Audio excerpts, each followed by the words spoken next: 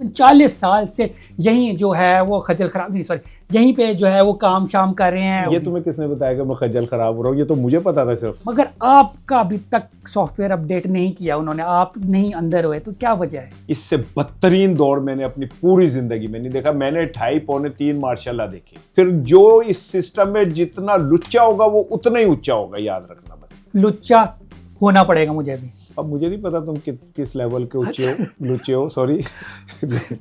جوتشیوں نے کہہ دیا کہ عمران خان کبھی باہر نہیں آ سکتا. اپنی تو 3 طلاق بچا نہیں سکی ہو, دوجے دے لیے کہندی پھردی ہے. آج کا صحافی جو سو کالڈ دانشور ہے اس سے بڑا تو بغیرت کوئی نہیں ہے. آپ چوہا کہہ رہے ہیں, کچھ لوگ انہیں وہ نا ڈوگی بھی کہہ رہے ہیں اسمیل کی وجہ سے. تو یہ انجینئر صاحب اتنی گالیاں کیوں کھا رہے ہیں؟ اس کی شکل سے لگتا ہے کہ وہ جھوٹ بولتا ہے. مولانا فضل الرحمان ہمارے اس عظیم پٹھان بھائی کی طرح ہیں جو 5000 کا قالین 500 میں بیچ کے نکل جاتا ہے نا. بھائی گبر سے ٹکر لے لیے تو ہجڑوں کی فوج سے کام نہیں چلے گا. بندے لبو صحیح ہے. وہ کہتے ہیں پی ٹی آئی سپورٹرز کو چاہیے مجھے سارے سپورٹ کریں. اور اقرار بھائی کو ایک چوتھی شادی کر لینی چاہیے. بس 3 سے ان کا فرسٹریشن نہیں ختم ہو رہا. مجھے بھی انہوں نے دھمکیاں دی ہیں. ہاں اور مجھے بھی انہوں نے کہا کہ میں تینوں نبڑ لاں گا, تے پتہ نہیں کیا, کہ میں تمہیں عدالت کے علاوہ دوسرے طریقوں سے بھی دیکھوں گا. یس وہ آپ کو نا کرسی بٹھا کے نا اپنا گانا سنائیں گے. اس سے بڑی اذیت تو کوئی اور نہیں ہو سکتی. انہیں دعاؤں کی ضرورت ہے یا دوائی کی ضرورت؟ دونوں کی ضرورت ہے, اور تھوڑا ریسٹ کی ضرورت ہے. بلاول کہہ رہا ہے میرا دل کر رہا ہے, مریم کہہ رہی ہے نہیں میں نے بننا ہے. بس ان کو ٹاسک کرا دیں, جو جیت جائے اسے وزیر اعظم. کیونکہ یہ ملک ان کی جاگیر ہے نا. یہ ملک اور اس ملک کے 24 کروڑ کیڑے جو ہیں وہ ان کے غلام ہیں نا. ایسی اگر آپ بات کر رہے تو مجھے اٹھایا جائے گا یا آپ اٹھائے جائیں گے؟ شکر کرو یہ میں اور تم دیکھے, کوئی اور نہ دیکھ لے. نہیں کوئی اور نہیں دیکھے گا. السلام علیکم ناظرین, میں ہوں شیخ قاسم اور آپ دیکھ رہے ہیں میرا یوٹیوب چینل شیخ قاسم آفیشیل. آج میں جس ہستی کے ساتھ موجود ہوں ان کا تعارف کرانے کی بالکل بھی ضرورت نہیں ہے. سب لوگ انہیں جانتے ہیں, انہیں نام سے پہچانتے ہوں گے. یہ ایک ایسی شخصیت ہے جو کہ پولیٹیکل, ٹھیک ہے, یہ ایک صحافی بھی ہیں, یہ ایک کیا کہتے ہیں اور کیا ہے جو دل کرے, بڑا کچھ ہے. یہ میڈیا پرسنالٹی بھی ہیں, یہ پولیٹکس میں بہت زیادہ اچھا نیریٹو رکھتے ہیں, اور تقریباً 40 سال سے یہیں جو ہے وہ خجل خراب نہیں یہیں پہ جو ہے وہ کام شام کر رہے ہیں. اور یہ پاکستان کے اندر ہی. ان کا نام ہے اسار رانا تھا. السلام علیکم سر. جی وعلیکم السلام. سر آپ کو 40 سال ہو یہ تمہیں کس نے بتایا کہ میں خجل خراب ہو رہا ہوں؟ یہ تو مجھے پتا تھا صرف. نہیں ہم جو ہے نا عام عوام, ٹھیک ہے, جو کہ سویلینز ہیں, یہ ادھر خجل خراب ہونے آئے ہوئے. ہاں تو وہی ہے. شکر کرو یہ میں اور تم دیکھے, کوئی اور نہ دیکھ لے. نہیں کوئی اور نہیں دیکھے گا, فکر نہ کریے, آپس میں ہی رہے گا. ٹھیک ہو گیا. ہاں تو اب مجھے لیکن تمہاری فین فالوئنگ اتنی ہے کہ یہ آپس میں نہیں رہے گا. کوئی بات نہیں, اگر کوئی دیکھ بھی لے تو. ویسے مجھے صحیح بتائیں, اگر میں آپ سے کوئی سوال کروں یا میں آپ کا انٹرویو کروں, مجھے کوئی خطرہ تو نہیں ہے, کوئی مسئلہ تو نہیں ہے؟ مجھے اگر چکے گے نا تو مشورے میں تمہیں اٹھا لیں گے, بس اس سے زیادہ نہیں ہوگا کچھ. نہیں کوئی ایسی اگر آپ بات کر رہے تو مجھے اٹھایا جائے گا یا آپ اٹھائے جائیں گے؟ ویسے تو مجھے بھی نہیں اٹھائیں گے. اچھا. ہاں, یہ پاکستان آزاد ملک ہے. یہ کوئی یہاں پہ کوئی جنگل کا قانون نہیں ہے کہ آپ اپنا جمہوری حق بات کرنے کا نہیں استعمال کر سکتے. نہیں میں اپنا وزن اس لیے بڑھا رہا ہوں نا تاکہ مجھے نا اٹھانے میں انہیں مشکل ہو. کوئی نہیں, تم ٹکا کے کھانا کھاؤ, وزن بڑھاؤ, کوئی مسئلہ نہیں ہے نا. ہاں پھر صحیح رہے گا. ہاں نہیں چل ایسا کرتے ہیں, ڈائریکٹ اس بات پہ آتے ہیں, پوائنٹ پہ, ٹھیک ہے. جو مین میں چیز آپ سے پوچھنا چاہ رہا ہوں وہ یہ پوچھنا چاہ رہا ہے, مجھے بتائیں کہ آپ کی کیا اسپیشل چیز ہے, ٹھیک ہے, کہ باقی کچھ لوگ, کافی زیادہ لوگ کسی حکومت کے خلاف بات کریں یا پھر ایک اسپیشل پارٹی کو سپورٹ کریں, ایک کو سپورٹ نہ کریں, بات کریں, ٹھیک ہے, بڑی جلدی یا تو کیا کہتے ہیں اندر ہو جاتے ہیں یا پھر باہر ہو جاتے ہیں, یعنی باہر چلے جاتے ہیں. مگر آپ کا ابھی تک سافٹ ویئر اپڈیٹ نہیں کیا انہوں نے, آپ نہیں اندر ہوئے, تو کیا وجہ ہے؟ میں چونکہ ایک پروفیشنل جرنلسٹ ہوں, ایک اخبار کا ایڈیٹر ہوں, 4-5 اخبارات کا ایڈیٹر رہا ہوں, تو ہماری ٹریننگ یہ ہوتی ہے کہ ہمیں یہ تو پتہ ہوتا ہے کہ کیا بولنا ہے, ہمیں یہ بہت زیادہ پتہ ہوتا ہے کہ کیا نہیں بولنا. تو میں الحمدللہ. اور پھر دوسری بات یہ کہ میں نہ کسی کے ایجنڈے پہ ہوں, نہ کسی کا ٹاؤٹ ہوں, نہ کسی کا ترجمان ہوں, نہ عمران خان کا مجھ پہ 1 ٹکے کا احسان ہے, نہ میں کسی ایجنسی کا ٹاؤٹ ہوں. نہ میں کسی سے فنڈڈ ہوں. میں الحمدللہ اسار رہا ہوں. One man army. I am a one man army. میں اپنی مرضی اپنے ضمیر کا غلام ہوں. آپ کو ڈر نہیں لگتا کوئی ان کے خلاف بات کرنے پہ؟ جس دن میں ڈر گیا نا قاسم, میں بولنا چھوڑ دوں گا. جب تک میں بول رہا ہوں میں اپنے ضمیر کے مطابق بولوں گا, مجھے کوئی ڈر نہیں لگتا. کیونکہ میں جو بولتا ہوں اپنے وطن کی مٹی کی محبت میں بولتا ہوں اور 24 کروڑ لوگوں کی محبت میں بولتا ہوں. اور اس کے بدلے اگر مجھے کوئی سزا بھی مل جائے تو مجھے کوئی, کب مجھ کو اعتراف محبت نہ تھا فراز, کب میں نے یہ کہا تھا سزائیں مجھے نہ دو. مجھے کوئی ڈر نہیں لگتا. مجھے بتائیں کوئی ایسے ورڈز یا پھر ایسی کون سی باتیں ہیں جن کے اوپر وہ ہو جاتا ہے ڈیجیٹل دہشت گردی کا کیس ہو جاتا ہے؟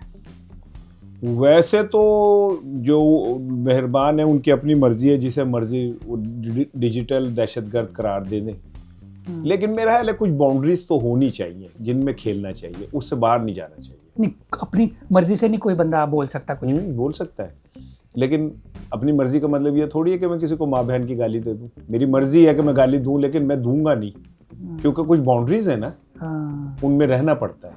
چل اگر گالی نہ دیں یہ تو بندہ کم از کم کہہ سکتا ہے نا کہ یار آپ غلط کر رہے ہیں. تو وہ کہیں نہیں, کیوں نہیں کہیں گے آپ؟ اچھا. میں کہتا ہوں, آپ گواہ اس بات. ہاں, میں آپ تو کہتا ہوں, ہم نہیں کہہ سکتے نا, ہمیں ڈر لگتا ہے. تو بس پھر جو ڈر جاتا ہے نا, ڈر کے آگے موت ہوتی ہے. نہیں, میں پتہ ہے کیا, میں ویسے بڑا یار آپ ڈرپوک آدمی ہوں. قاسم صاحب, آپ کی جو فیلڈ ہے نا وہ ہے محبت کی. آپ ایک سافٹ خوبصورت میٹھے آدمی ہیں. آپ خوابوں کی بات کرتے ہیں, حسن کی بات کرتے ہیں, خوبصورتی کی بات کرتے ہیں. آپ کے منہ سے کڑوی باتیں ویسے بھی اچھی نہیں لگیں. مگر مجھے ملک کی فکر ہے نا, مجھے یہ فکر ہے کہ ہمارے بچوں کا فیوچر کی فکر ہے, کتنا ٹائم رہے گا. میرا بھی تھوڑا سا کا شعر ہے, کہتا ہے تم میں ہمت ہے تو زمانے سے بغاوت کر دو, ورنہ ماں باپ جہاں کہتے ہیں شادی کر لو. ٹھیک ہے نا, ہمت ہے تو پھر کر لو بغاوت بھائی. اچھا ایک چیز مجھے بتائیں, کبھی آپ کا سافٹ ویئر اپڈیٹ ہوا ہو یا پھر آپ کو کوئی دھمکی کی کال آئی ہو, کوئی ان نون نمبر سے کال آئی ہو کبھی؟ بہت کچھ ہوا ہے. It's in life, it happen in life. بہت کچھ ہوتا ہے, بہت کچھ فیس کرنا پڑتا ہے. 5 اداروں سے نکالا گیا ہوں میں. ہاں ایگزیکٹلی. ٹھیک ہے نا, پی ٹی وی سے نکالا, ٹیلنٹ سے نکالا, سما چھوڑا, نیوز 1 چھوڑا. 5ویں کے لیے بات چیت جاری ہے. تو قیمت تو دینی پڑتی ہے سچ بولنے کی. آپ اپنا چینل کیوں نہیں بنا لیتے؟ میرا ہے اسار رانا یوٹیوب چینل ہے, اس میں بھی ایک چیز ہوئی, میں تمہیں دکھاؤں. یہ دیکھو, یہ سلور بٹن ہے. یہ جس دن مجھے سلور بٹن ملا نا اسار رانا آفیشیل یوٹیوب چینل کو, اگلے دن یہ ہیک ہوا اور ڈیلیٹ ہو گیا. اب میں یہ سمجھتا ہوں کہ کیوں ہوا اور کیسے ہوا. اچھا مجھے بتائیں, 40 سال ہو گئے آپ کو صحافت میں, تو مجھے بتائیں کبھی ایسے دور سے گزرے آپ؟ It is the worst period in my life. اس سے بدترین دور میں نے اپنی پوری زندگی میں نہیں دیکھا. میں نے 2.5 پونے 3 ماشاء اللہ دیکھے. ٹھیک ہے, میں نے ضیاء الحق کا مکمل ماشاء اللہ دیکھا. ٹھیک, میں نے یحییٰ کا تھوڑا سا ماشاء اللہ دیکھا کسی حد تک. میں نے مشرف کا مکمل ماشاء اللہ دیکھا. ان ماشاء اللہوں میں بھی اتنی زیادہ زیادتیاں, اتنی دہشت, اتنا جبر نہیں تھا جتنا آج کے دور میں ہے, یہ شہباز حکومت کے دور میں. مجھے بتائیں کہ ہمارے پہلے کبھی دور میں لائف ٹائم استثناء نہیں ہوتی, تو اب کیوں فیشن ہو گیا؟ یہ خوف, یہی ہے خوف. اگر آپ کا کوئی پرابلم نہیں ہے تو پھر کس چیز کا استثناء یار؟ پھر کس چیز کا کوئی ہوتا ہے نا, مسئلہ ہو جاتا ہے. جیسا آپ آ گئے, ٹھیک ہے, آپ مجھے سزائیں دے دیں گے ہمیں بلا وجہ, گھڑی پہ یہ وہ کیا چوتی چوری کر لی, ٹھیک ہے, مسجد میں ٹوٹی چوری کر لی, کوئی بھی کیس بن سکتا ہے نا.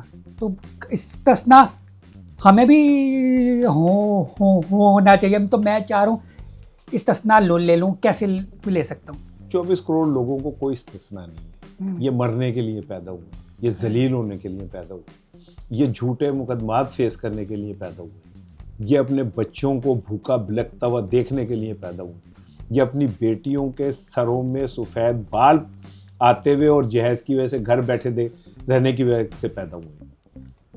اس ملک پہ جو اشرافیہ ہیں نا چند, انہوں نے قبضہ کیا ہوا 1947 سے لے کے آج تک. یہ الیٹ کلاس ہے, طاقتور کلاس ہے.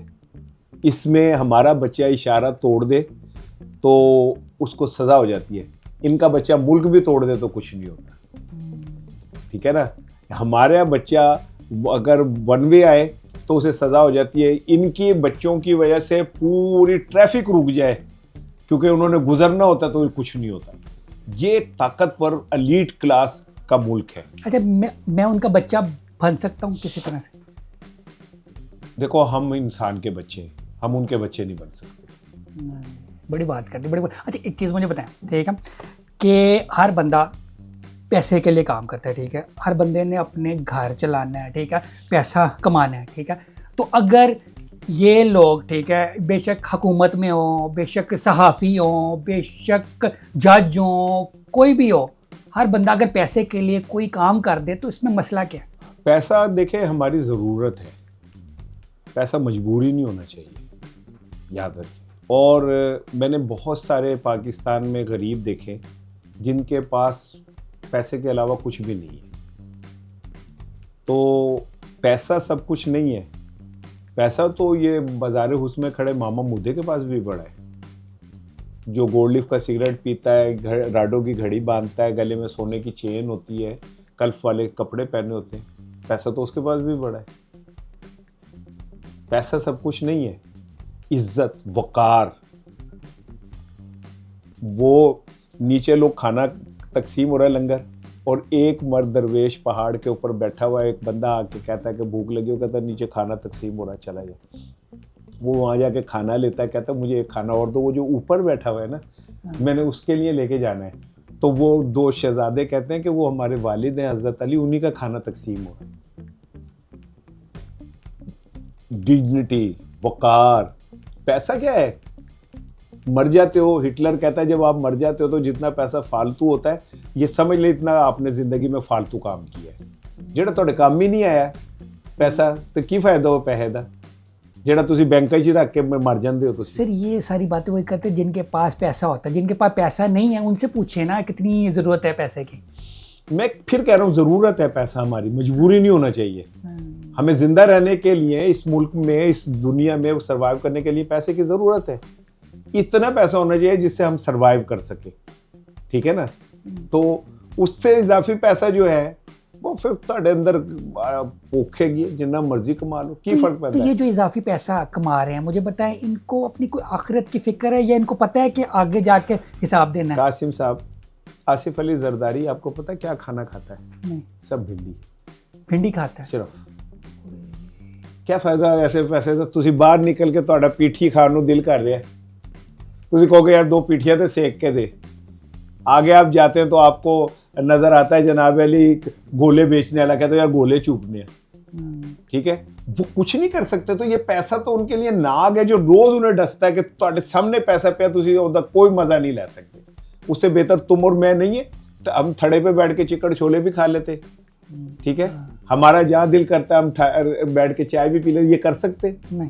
تو پھر بھنڈی کھاتا ہے. ٹھیک ہے, شہباز شریف صاحب کو کیا نام ہے, سنجیدہ قسم کی ایک بیماری ہے. ٹھیک ہے, یہ پیسہ وہ بچا لے گا اس بیماری کو؟ نہیں بچا سکتا.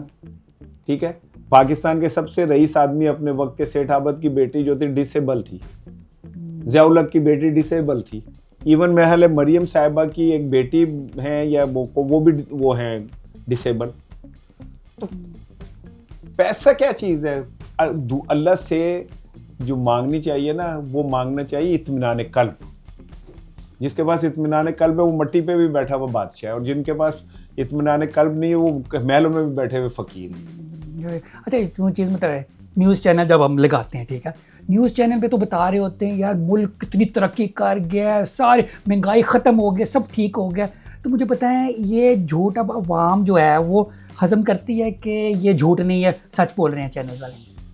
عوام کا بھی یہ مسئلہ نہیں رہا. ہماری عوام بھی بے حس ہو چکی ہے, ہماری عوام میں بھی اخلاقیات ختم ہو چکی ہے. میں بھی اس کا حصہ ہوں.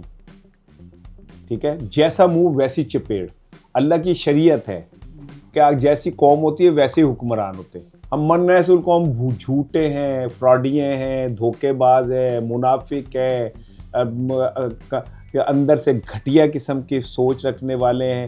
کیا مجھے بتاؤ, یہ جو عام آدمی ہے یہ بڑے کھلے دل کا ہے, یہ اپنے ساتھ والے کو جینے نہیں دیتا, ٹھیک ہے. یہ جو کیا کہتے ہیں گوشت بیچتے ہیں, جو کتے کا اور سور کا گوشت بیچتے ہیں, وہ حکمران تو نہیں ہے. جو تربوزوں میں انجیکشن میٹھے لگاتے ہیں وہ حکمران تو نہیں ہے. جو کیا کہتے ہیں گوشت کے اندر پانی لگا کے اس کا وزن بڑھا دیتے, جو کیمیکل ملا دودھ بیچتے ہیں, ٹھیک ہے, جو 2 نمبر کھانے بیچتے ہیں, مرچیں جو ہیں وہ پیس کے وہ ڈال کے وہ بنا رہے ہوتے ہیں, تو وہ کوئی حکمران ہے؟ ہم عام آدمی ہیں. تو ہم خود فراڈی ہیں, ہم خود دھوکے باز ہیں. تو اوپر بھی ہمارے پہ فرشتے تھوڑی بیٹھیں گے. پھر جو اس سسٹم میں جتنا لچا ہوگا وہ اتنا ہی اونچا ہوگا, یاد رکھنا بس. اوکے, اس کا مطلب ہے لچا ہونا پڑے گا مجھے بھی, تو میں نے اونچا اوپر جانا ہے نا. اب مجھے نہیں پتا تم کس لیول کے لچے ہو, سوری, لیکن میرا خیال ہے کہ سروائیول آف دا فٹیسٹ, جنگل کے اندر جو طاقتور ہوتا ہے نا وہی سروائیو کرتا ہے. یہ دنیا کمزور کی نہیں ہے. اچھا, میں جو امید لگا کے بیٹھا ہوا تھا نا, ٹھیک ہے, وہ یہ بیٹھا ہوا تھا کہ یار بڑے ملکوں میں جو چینج آیا ہے, بدلاؤ آیا ہے, اور جو انقلاب آیا ہے جین زی اور ینگ بچوں میں, مگر مجھے نہیں لگتا ہمارے ملک کے جو جین زی بچے اس قابل ہیں. آپ کی نا ان سے بات چیت ہوتی رہتی ہوگی, تو آپ کو کیا لگتا ہے ہمارے جین زی کے اندر ہے کوئی جو چینج لے کر آئے ملک کے لیے؟ پی ٹی آئی کے لیے یہ کہا جاتا تھا کہ یہ جینزیز کا گڑھ ہے, کلب ہے, ہاں, ٹھیک ہے. تو جینزیز نے تو ثابت کر دیا کہ ان میں مزاحمت ہے. 4.5 سال سے یہ جینزیز کھڑے ہوئے. طاقتوروں کو کس سے مسئلہ ہے؟ جینزیز سے تو مسئلہ ہے. اور کس سے مسئلہ ہے؟ یہ جو وہ ایک پریس کانفرنس کرتے ہیں اور بڑی تگڑی, اور آگے سے یہ جینزیز جو ہے اس کے ریپلائی سوشل میڈیا پہ کرتے ہیں, کام اٹھا پہ جاتا ہے. سر آپ کو پتہ ہے ایک جین زی, ٹھیک ہے, بولتے کم ہے. میں ویسے میں بڑے نا نوجوانوں سے ملا ہوں, میں وہی پوچھنے کو یار ملک کے لیے کیا کرنا چاہو. کہتے ملک کون سا ملک, یہ ملک ان کا ہے, میں تو جاؤں گا باہر. تو یہ جین زی مجھے لگ رہا ہے سارے باہر بھاگنے کو جا رہے. پیٹریٹزم اور یہ ملک کے لیے یہ ختم ہو گیا. ایک بچہ تھا زریر زمانی جو تھا, ٹھیک ہے, اس نے جین زیز کے بہاف میں لکھا تھا, پھر ان کو بھی دھمکیاں آنا شروع ہو گئیں اس بات پہ. تو یہ کیا بنے گا پھر؟ تو کیا ہوا, کوئی اور جینزی پیدا ہو جائے گا. وہ نظم آنی کو آپ روک لیں گے, اس کے ماں باپ کو آپ تھریٹ کر دیں گے, کوئی اور آ جائے گا. اللہ نے ایک قانون بنایا ہے, جہاں طاقت ہوگی نا وہی مزاحمت ہوگی. یہ اللہ کا قانون ہے, قانون فطرت ہے. جہاں طاقت ہوگی وہیں مزاحمت ہوگی. جہاں یزید ہوگا وہیں کیا حسین ہوگا. یہ اللہ کا قانون ہے اور یہ ختم نہیں ہو سکتا. اچھا, ہمارے جو عوام ہے, ٹھیک ہے, وہ تو جتنا انہیں کر دیا گیا, ڈرا دیا گیا ہے, یہ تو مجھے لگ رہا ہے کچھ 100 سال بعد تبدیلی آئے گی. کوئی پتہ نہیں چلتا کب کس لمحے کیا ہو جائے. کوئی سوچ سکتا تھا بنگلہ دیش میں 20 سال سے حسینہ واجد بیٹھی تھی؟ نہیں, اس کو بھاگنے کے لیے جب ہیلی کاپٹر میں بٹھایا گیا تو سیٹ نہیں دی گئی تھی, وہ زمین پہ بیٹھی تھی ہیلی کاپٹر کی. تو اس نے کہا مجھے پیاس لگ رہی ہے, تو وہ اس نے پائلٹ نے کہا بی بی بس چپ کر کے بیٹھ جا. یہ وہ حسینہ واجد جس کے آگے بنگلہ دیش 20 سال تک ایسے کانپتا رہے. مارکوس جب بھاگا تھا نا تو جوتیاں پہننے کا موقع نہیں ملا تھا. رضا شاہ پہلوی جو ہے وہ مر گیا تھا ایک چھوٹے سے جزیرے کے اوپر, ٹھیک ہے نا. طاقتور کا کہیں نہ کہیں اختتام ہونا ہوتا ہے, ظلم کا کہیں نہ کہیں خاتمہ ہونا ہوتا ہے. اللہ قرآن میں کہتا ہے کہ ہر مشکل کے بعد آسانی ہے, تو طے ہے کہ ہر مشکل کے بعد آسانی ہے. ہمیں یقین کرنا پڑے گا اس بات. اچھا, لوگوں کی, ٹھیک ہے, سوال ہے, ٹھیک ہے, لوگ سوال کریں, میں نہیں کر رہا. لوگ یہ پوچھنا چاہ رہے ہیں کہ یار کہ کچھ چانس ہے عمران خان کبھی باہر آئے گا. ٹی وی پہ جوتشیوں نے کہہ دیا ہے کہ عمران خان کبھی باہر نہیں آ سکتا. تو آپ کو کیا لگتا ہے کوئی ہے چانس اگلے کوئی, کیونکہ عمران خان کو جتنی سزا ہو گئی ہے, 125 سال کا عمران خان ہوگا پھر جیل سے باہر آئے گا. تو 125 سال کس نے دیکھے ہیں؟ جڑے جوتشی نے نا, ان میں ایک خاتون جوتشی ہے, جی, انہوں اپنی طلاق ہو گئی نا 2 دفعہ. تین دفعہ ہوئی ہے وہ بڑی جوتشی دیکھ لو, اور اپنا نہیں وہ پتا. اگر وہ اتنی ہو تو شادی سے پہلے وہ دیکھ لے کہ بندہ میرے ساتھ چل سکے گا کہ نہیں چل سکے گا. اپنی تو 3 طلاق بچا نہیں سکی ہو, دوجے دے لیے کہندی پھرتی ہے. ٹھیک ہے, میں نہیں مانتا غیب کا علم صرف اللہ کو ہے, اللہ کے علاوہ کسی کو نہیں ہے. کل کیا ہوگا, کل کیا ہو رہا ہے, یہ سب رب جانتا ہے. اور ویسے میں آپ کو بتا رہا ہوں کہ قید تو پھر انبیاء کو بھی ہوئی, بڑی بڑی لمبی قید ہوئی, اور جب وہ باہر نکلے تو پھر وہ کنگ تھے. ہم نے تو یہی قرآن پاک سے سیکھا ہے. اچھا مجھے بتائیں, ایک تو پہلے لفظ شروع سننے آتے تھے لفافہ صحافی, ٹھیک ہے, پھر مجھے جو لگتا ہے وہ مجھے لگتا ہے کہ صحافی اپنا مجبوری ہیں, یا تو پیسے لے لیں یا پھر اندر ہو جائیں یا پھر ختم ہو جائیں. ٹھیک ہے, تو وہ پیسے لینا اچھی آپشن نہیں ہے ان کے لیے. ہم یہ کیوں کانسیپٹ رکھتے ہیں کہ صحافی ہی پیسے لیتے ہیں؟ باقی جو ہیں مولوی کیا کر رہے ہیں؟ کیا مولوی نہیں حرام کما رہا ممبر پہ بیٹھ کے؟ کیا جج نہیں انصاف کو بیچ رہا؟ کیا ٹیچر جو ہے وہ تعلیم کو نہیں بیچ رہا؟ کیا محافظ ڈی ایچ اے کی فائلیں نہیں بیچتے؟ کیا سیاستدان ریاست کو نہیں بیچتا؟ خالی صحافی کیوں؟ اور پھر صحافی بھی کون سا صحافی جس کو آپ تنخواہ نہیں دیتے کئی مہینے, جس کے بچے اسکولوں سے اٹھ کے گھر بیٹھ جاتے فیسوں کی وجہ سے, جس کے گھر کا چولہا نہیں جلتا, جو پریس کانفرنس پی سی کے اندر اٹینڈ کرتا اور باہر نکل کے چنگچی تلاش کر رہا ہوتا ہے, صرف علم صحافی نے اٹھایا ہوا ہے. باقی پورا پاکستان ڈکیتیاں کرے, چوریاں کرے وہ ٹھیک ہے, سچ صرف صحافی نے بولنا ہے. اس کے گھر گردن کٹنی چاہیے, اس کی بیوہ ہونی چاہیے, اس کے بچے یتیم ہونے چاہیے. باقی پورا پاکستان 24 کروڑ جو ہے جھوٹ بولتا رہے تو کوئی گل نہیں کی. صحافی کے اوپر ہی آپ نے. اور آج اگر پاکستان میں اچھے اور برے کی تمیز, چور اور ڈکیت کی تمیز, ڈکٹیٹر اور ہیرو کی تمیز, جمہوریت اور ڈکٹیٹرشپ کی تمیز ہے تو کس نے پیدا کی ہے؟ صحافیوں نے. اگر یہ نہ بولے تو کوئی ہے یا بولنے والا؟ اچھا, آپ نے کچھ صحافیوں کو نا بولا ہوا ہے چودھریوں کے مراسی, اور کچھ کو بولا ہوا ہے وہ جو بازار حسن میں کپڑا رکھ کے آتے ہیں, تو وہ کون ہے, کچھ نام بتائیں گے؟ دیکھیں, نام میں اس لیے نہیں لوں گا کہ میں کسی سے پرسنل نہیں ہونا چاہتا, لیکن کیا آج کا صحافی وہ کسی طوائف کے ایجنٹ کی طرح نہیں ہے جس نے کندھے پہ کیا کہتے ہیں پرنا ڈالا ہوا ہے؟ اس کو نظر آ رہا ہوتا ہے کہ یہ میں جو بھی کروا رہا ہوں یہ حرام قرار کروا رہا ہوں, لیکن وہ اپنی اس کے لیے کرواتا ہے.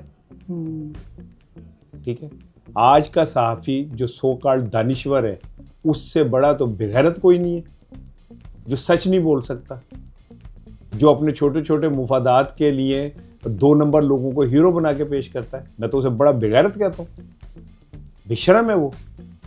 تو میں کیوں ان کو کہوں؟ یہ چودھریوں کے کمی ہیں سارے, جو ان کے کھا کے اور ان کے ڈھول بجاتے پھرتے.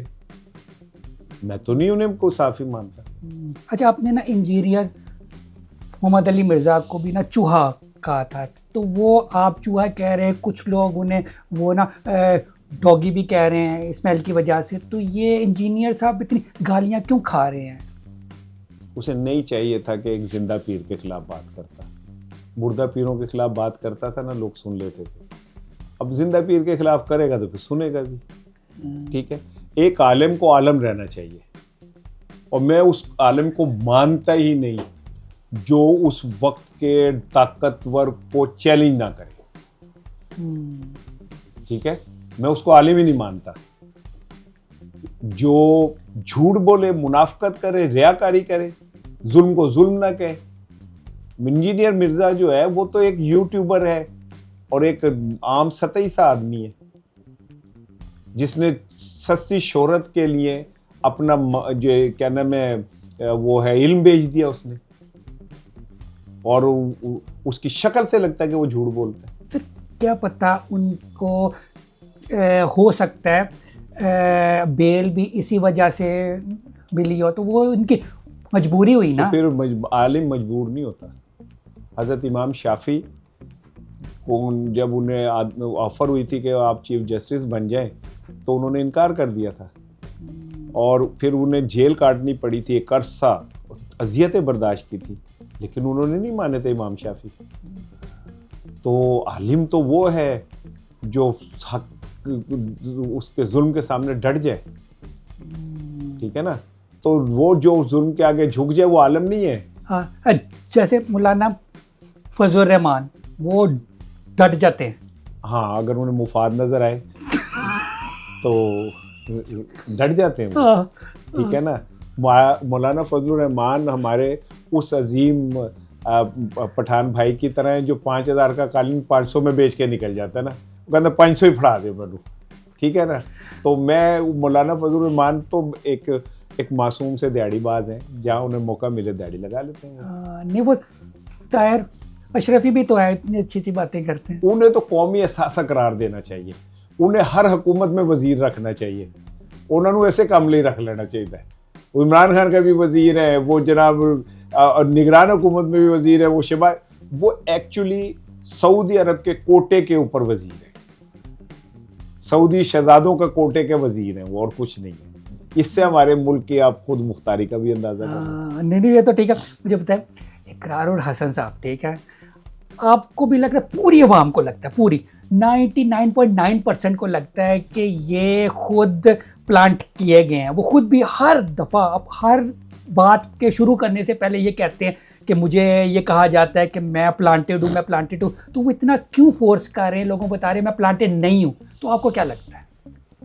شعلے فلم کے اندر نا جب وہ آتے ہیں نا ڈاکو, ہاں, تو وہ کہتا ہے گاؤں والوں نکالو, تو وہ ٹھاکر کہتا ہے کہ اب کچھ نہیں میں دوں گا. تو کہتا ہے کون روکے گا ہمیں؟